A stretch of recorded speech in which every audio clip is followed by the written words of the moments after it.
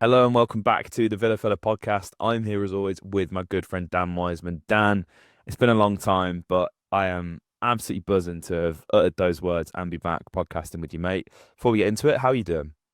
I'm very well, mate. I'm very well. It's nice to be back. Nice to be back. Much like the players, we needed our summer break too. Probably not.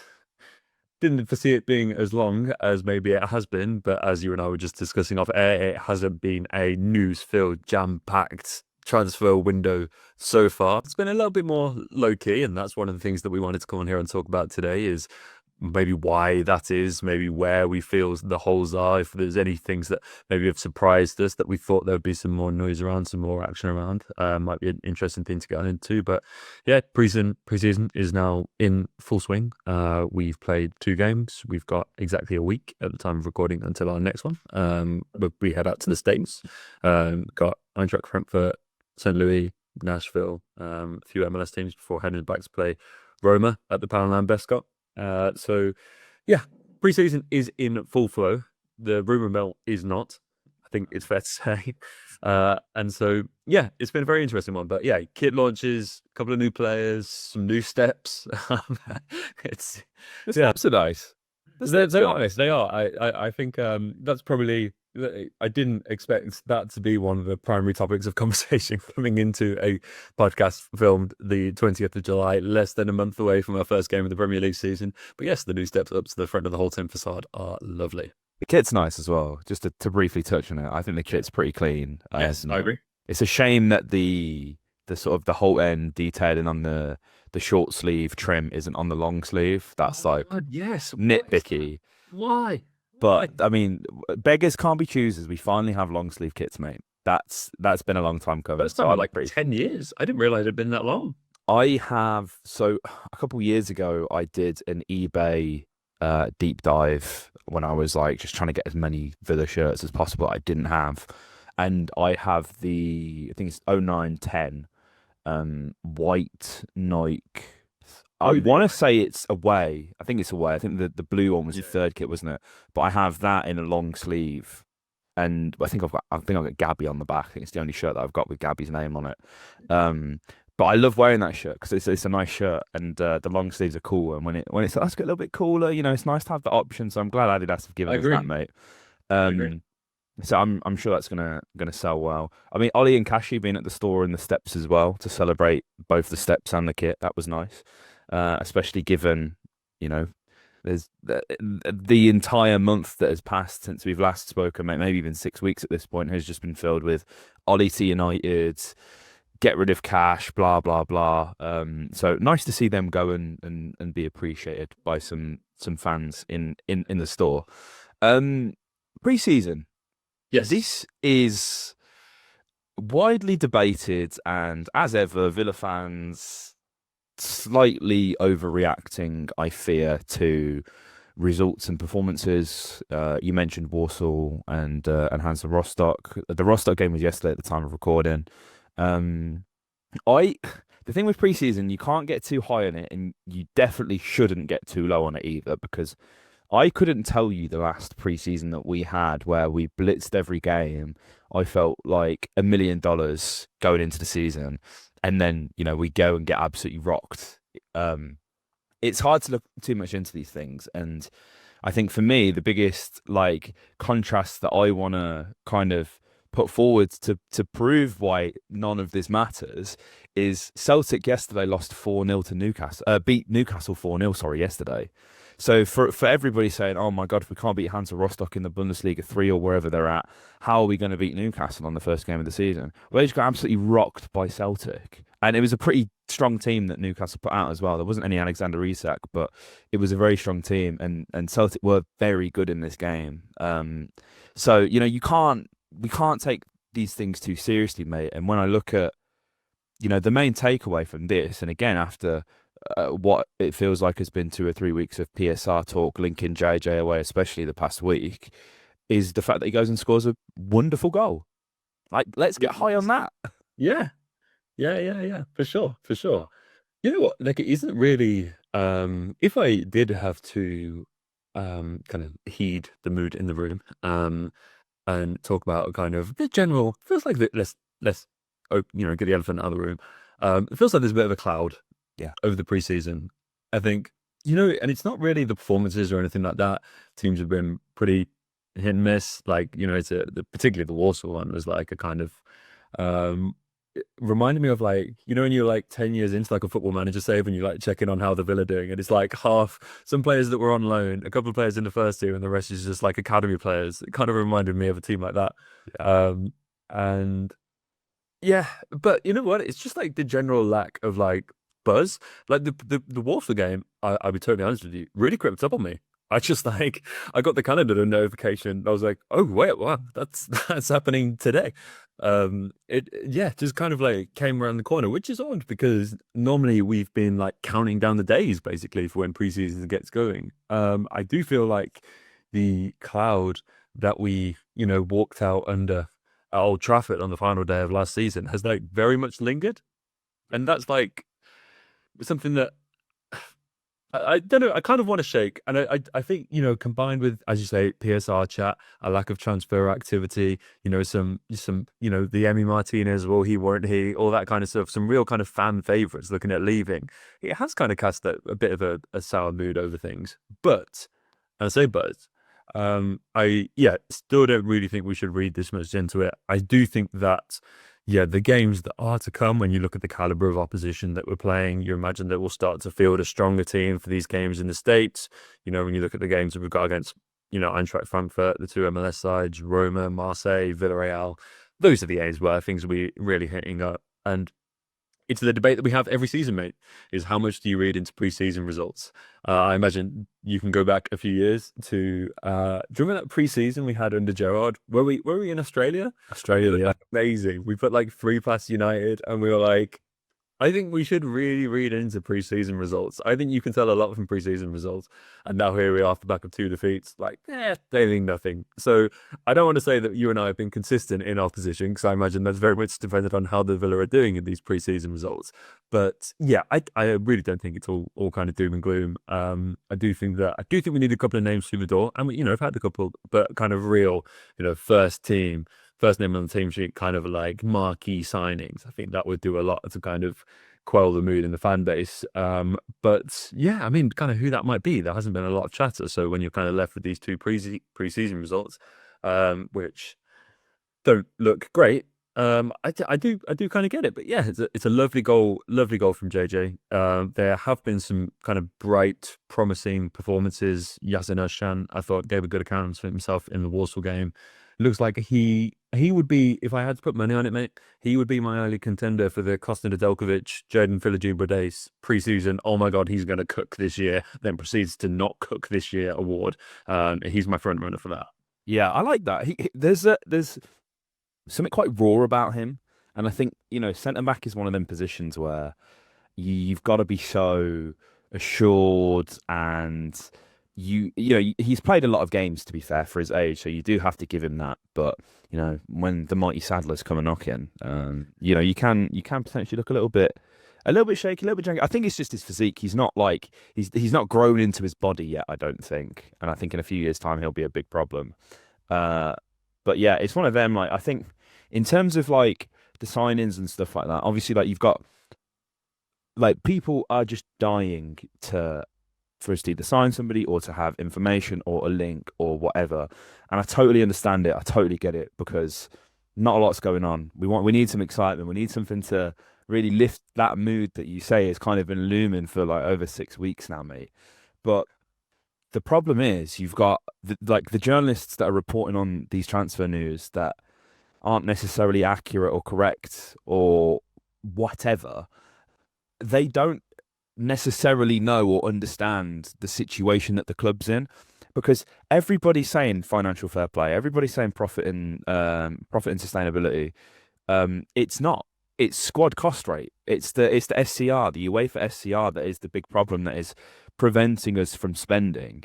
And it's kind of really, this is my big frustration, right? Because we've known for at least 6 months, really, since the January window, that SCR is going to be an issue. We've obviously been fined. I think it was 13 million euros from UEFA a couple of weeks ago about that. And we knew that that would be a thing. And we obviously put ourselves in an even riskier position in the January with the signing of Daniel Marlin permanently and Marco Asensio and Rashford on loan. £20 million in wages we spent in them 6 months, which, it's very easy to sit here and say in hindsight that was a terrible thing to do.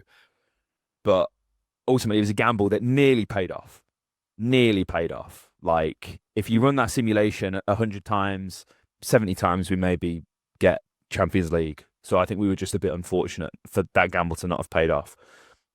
But we now find ourselves in this situation where we're a bit hamstrung, and it's not that we can't spend money, it's that we can't significantly add to the wage bill.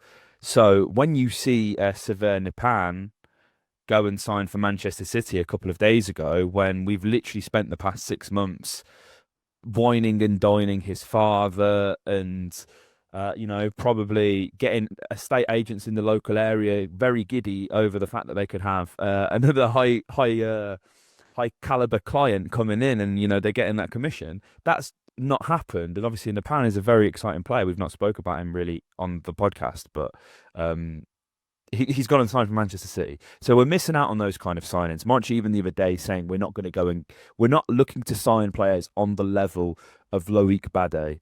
And, I think in January, you and I were both sort of excited about this, but also somewhat cautiously optimistic. And some people may be taking that as, oh, Bade's not good enough for Villa. But I read it as we can't sign players that we were trying to sign whilst we're in the Champions League. And that's where the issue and the frustrations come. And again, you have to look back, and we're being haunted by the ghost of Steven Gerrard and Christian Purslow here, because we've got players on this way on the wage bill that are earning far too much money that we just simply cannot shift. So when I'm going on a massive tangent here, but when you go and caught some interest in Enzo Bernachea leaving the club, again, loads of people are up in arms about the fact that this is a loan. There's an obligation to buy for 15 million euros, 15 to 13 million euros, and we retain a 30% sell-on fee. So PSR gets better because that money comes next season. He's off the wage bill now, which, let's be real, he probably isn't contributing a lot here anyway. And for somebody who, you and I, we both seem to rate pretty highly, I know a lot of other Villa fans do as well. He's going to get a move from Benfica in 1 or 2 years' time, and again, that's more money that'll come in, and that will just help things. But in terms of like signing, like we've got to box clever here, haven't we, mate? Oh, for sure, for sure. It's a classic case of it's always the players that you can't have or that are on loan, like particularly when you're struggling and you're not doing well, that they seem to be the world beaters. And I do think that, like if you look back, you take stuff at the last kind of 12 months of transfer business, I think there's been some good deals. I don't think there's been some great deals. I kind of look at the Emi Buendia loan, I think is a really good example of this, whereby the option I think was at like 20 million euros for Leverkusen to buy at the end of that loan, which, if we're all being real, even at the time was like, whoa, that's high. Yeah. That's high. Like that is a lot of money to be putting on Emi Buendia for a very sensible German club who don't often kind of throw money around poorly. With the manager leaving as well. Yeah, big players, exactly. So much uncertainty with Leverkusen. For sure. That fee always felt high, and so here you are, kind of further down the road, and he's back at Villa, and it's kind of like those your Morenos, your Buendias, that I think they're going to be pretty hard to shift. I think Even Kylie. Yeah, I think he's another one. There was there's kind of rumors Fenerbahce I think was hotting up the other day, which has kind of become home from home for Villa, financial nightmares. We've got John Jadon Duran, Diego Carlos, potentially Leo Bailey, Marco Asensio, maybe all teaming up out there. So shout out to the CEO of Fenerbahce. Don't know who you are, but you may well be doing the most. yeah, it kind of puts you in this difficult position, and then naturally you get rumors like JJ floating around, like Emmy floating around, and yeah, it just causes a bit of unrest. I do think it's going to be a bit of a quieter window. I think it's one that maybe the scouts can, we have to go back into the market and find your John Durans again. Do you know what I mean? Like the kind of 40, 50 million marquee signings is just off the table. I think that's, been shown in the fact that Asensio is going to be allowed to go to Fenerbahce. Marcus Rashford is going to be allowed. He's going to be allowed to go to Barcelona. Like, I don't think we really stood a chance of getting involved in that deal. But we haven't even kind of attempted to go back into those players. And the decision to sign them, yeah, it's going to age poorly. But I do believe that, if on the 1st of January 2025, you did a straw poll amongst all Villa fans and it was like, look, we can put it all on midnight here. We're going to put it all on black. Take it for a spin. And we're going to try and push the Champions League. Everyone's going to be like, hell yeah. Like, go. We're going to sign some, 5-time Champions League winner. We're going to get Marcus Rashford. Like, it's going to be great. Everyone would have been like, of course, of course. And alternatively, if we didn't do that, and it kind of came out, this time, if we started spending huge money in the summer, everyone would have looked back at January and gone, well, why the hell didn't we do anything then? It's a kind of, I would say, lose-lose because the option of Champions League football was there. But, as we kicked off the podcast by saying, mate, a bad refereeing decision aside, we'd be sat here potentially discussing a very different transfer window. And so I do think it's about kind of taking stock of what we have. I don't think there was ever a crazy need to buy like 5, 6, 7 players this window anyway.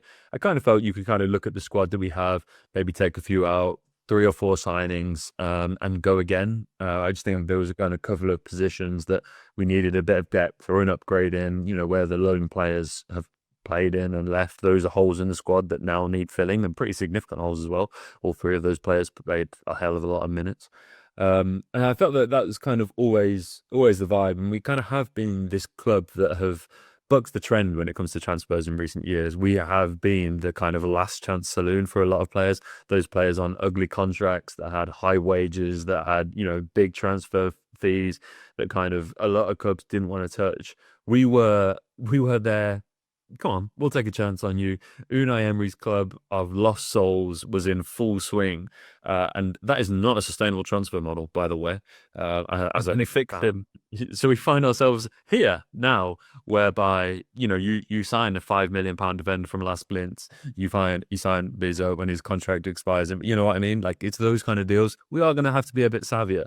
And it's really hard to be savvier with deals on players who are highly courted across Europe and are in demand because they're superb players. It's very difficult to get involved in those deals, not get dragged into a bidding war, not end up paying someone 200 grand a week that you don't want to pay that kind of money to, and you end up here.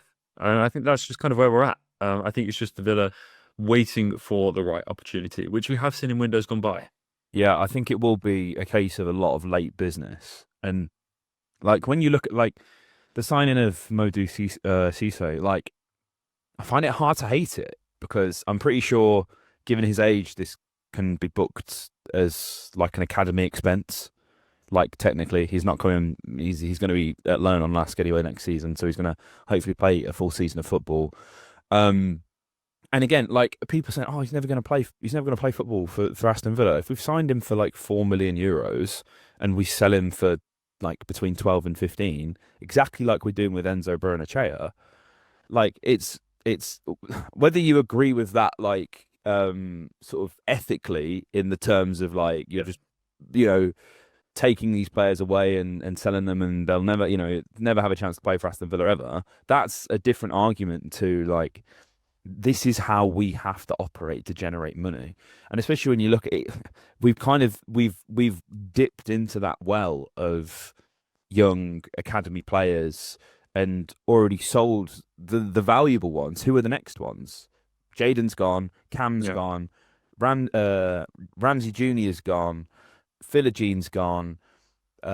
Louis Barry going on loan. It seems like he's probably going to be the next permanent transfer away eventually, but given the injuries that he's had and the fact that he's still not proven at a higher level like these other guys, you're not gonna get the same kind of fee. So it's a difficult situation to balance, and I do feel for Monchi and Damian Vindengai and everybody who are spinning these plates because it's not easy. And when you look at like with Champions League football, I think you can go and seriously compete with Chelsea for a Liam Delap or a João Pedro if you can go and spend that money. We obviously can't. We can't act in that market now. But even if you want to go down a tier or two, Harvey Elliott tears it up at the Euros, like destined for a move away. He needs to play regular football. We can't even shop in that market at the moment because the wages.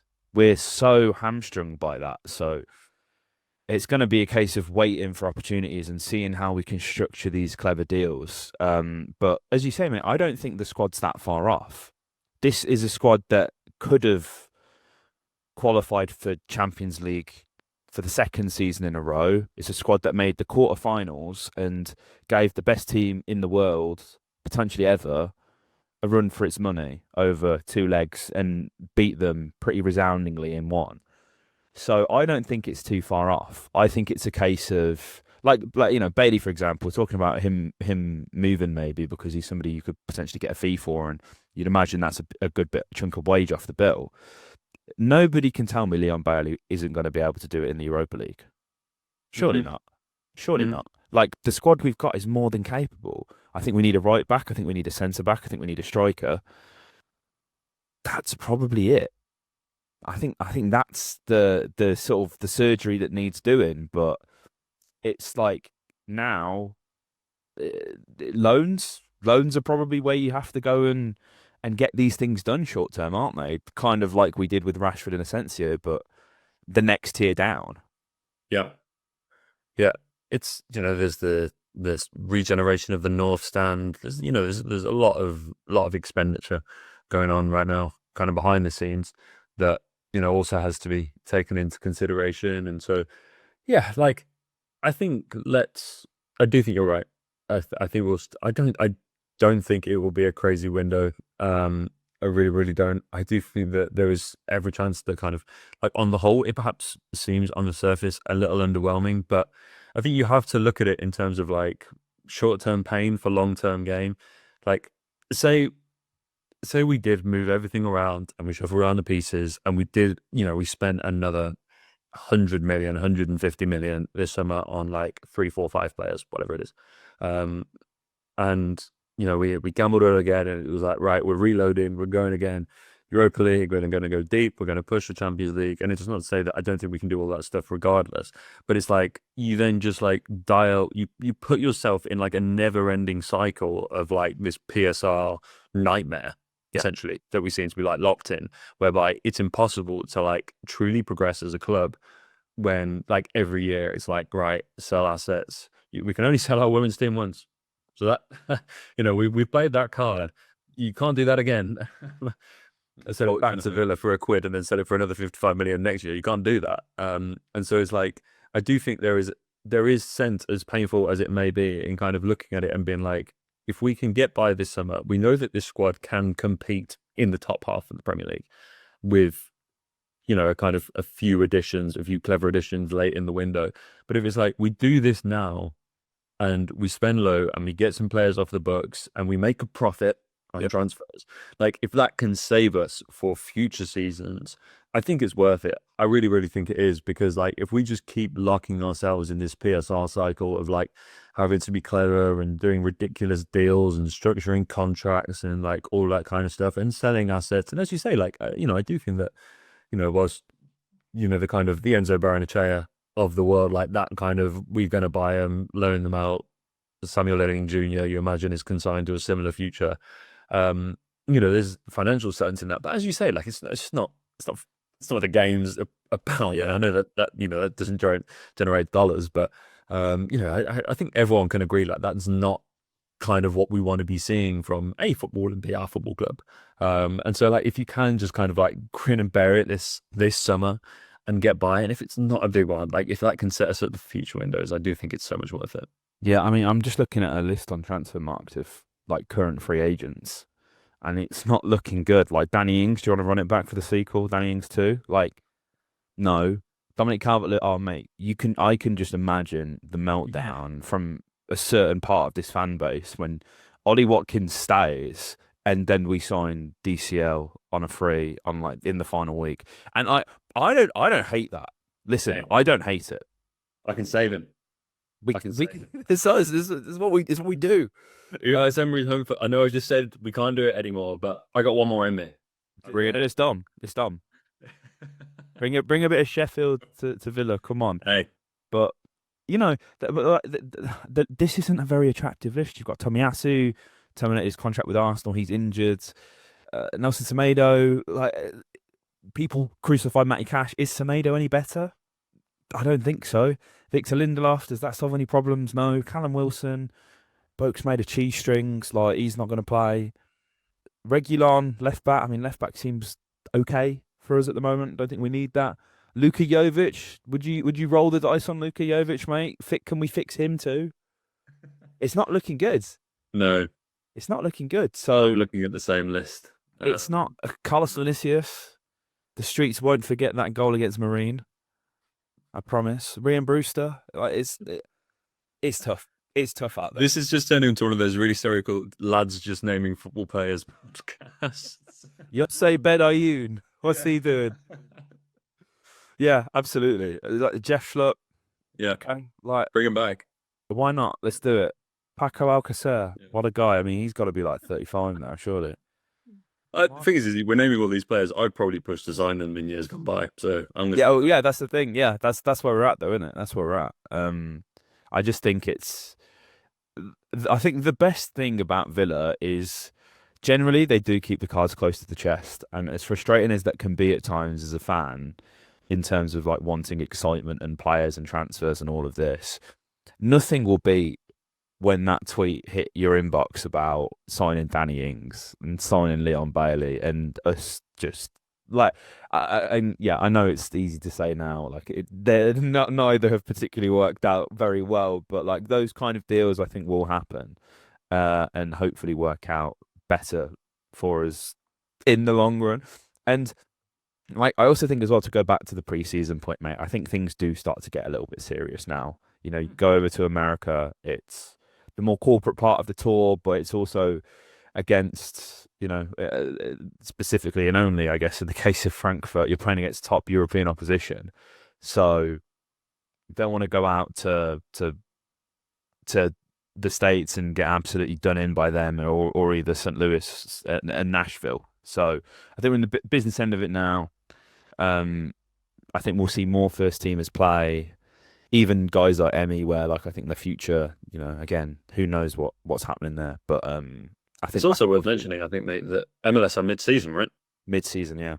So, like, if we do go and lose to one of these teams, there is going to be a hell of a meltdown. But they are 20. What happened last year, didn't it? And we didn't Yeah. we didn't beat Columbus Crew, but like everyone will turn their nose up. Columbus Crew are sick. They're like one of the best teams in MLS. I promise you that, guys. These are very good. I've actually seen them like live a couple times. They are very good and would give a lot of teams a run for their money. Their manager Wilfred Nancy is like legit. He'll coach a team in Europe soon.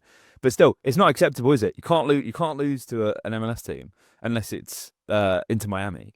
I was just waiting until you come up against goal machine Sam Surridge signing on Messi in the Golden Boot race for Nashville. God, yeah, he wasn't picked in the MLS All Star. Can you believe that? That's crazy. that is a joke, Both on 18 goals. Dynamite. mate. I know. No, probably no penalties either. But yeah, I think like you know, I think guys, you people who've listened and watched the podcast, obviously, we really appreciate you. You all know that we're glass half full, right? So you know, we're gonna.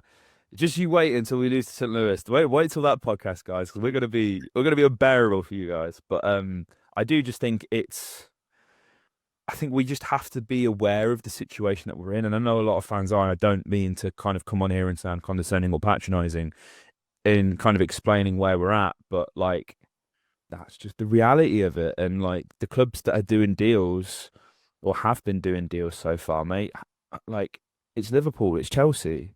Newcastle haven't been able to sign anyone. Do you know what I mean? Like Alanga, like they've only just got that through. Where was he in terms of the priorities of the signings? They've gone and tried to sign 15 of the wingers before they've got him. So I think we just got to appreciate how tough this is, and that business will get done. Whether we like it or not is obviously a totally different question, but business will eventually get done.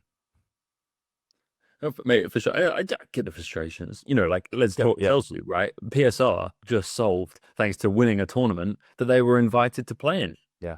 I mean, From 4 years ago, the success.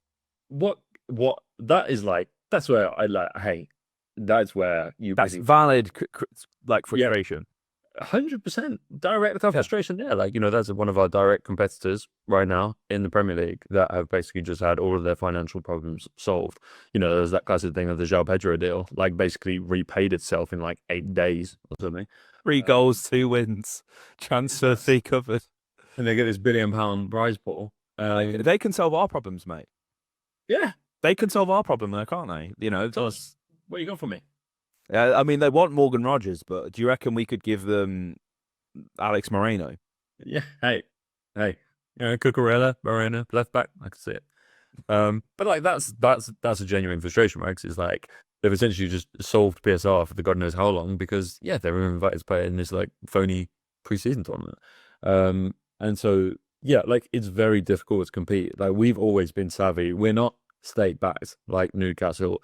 We're not like and like I speak to friends with a few Chelsea fans, and they're like their team is good, but they barely recognize like it's not the Chelsea they know. Like it's just this like ridiculously overhauled Chelsea whereby they've got no real connections with the players because they've bought them all within the last 18 months and just amortized their contracts. So it's like we've got time to get them in because they're on your books for the next 8 years. So like we're dealing with all of these things, and we're not constantly in the Champions League. We're not state backed. We're not winning the Club World Cup. We're doing all of this like I don't want to say organically because we have spent a hell of a lot of money, and we've done a few, selling our women's team 55 million, our fair share of, I'll say shady deals, but clever deals.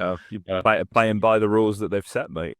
No, exactly. That's nuts. That's nuts. This is, like, I think this is, if there's ever a summer that has kind of really put a spotlight on just how ridiculous like this current PSR situation is probably this one. Yeah. But we will continue to navigate it. We will continue to be savvy. We have the best, transfer market expert at the helm in Monchi.